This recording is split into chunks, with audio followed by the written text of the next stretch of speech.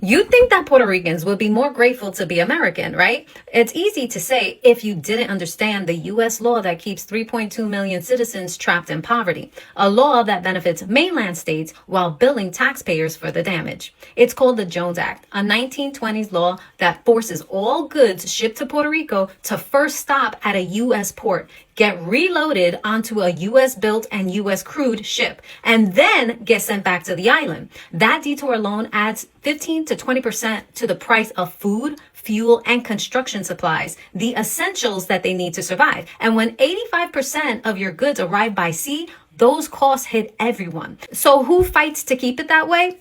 Senators Bill Cassidy and John Kennedy from Louisiana, Roger Wicker and Cindy Hyde-Smith from Mississippi, Lisa Murkowski and Dan Sullivan from Alaska, all back the Jones Act because their states profit. Shipyards, ports, and maritime unions earn hundreds of millions a year from this monopoly. It protects about 6,500 jobs, but costs Puerto Rico $1.4 billion a year and keeps 1.3 million people in poverty. The average income on the island is $25,000, and even after adjusting for the cost of living, Puerto Rico's purchasing power is only about 1/3 of that of Jacksonville, Florida. Yet the groceries, gas, and material costs up to 20% more. So the Jones Act doesn't just hurt families, it bleeds into the U.S. welfare state. Taxpayers now subsidize that poverty through food stamps, Medicaid, and disaster aid, paying billions to fix the very hardship that this law creates.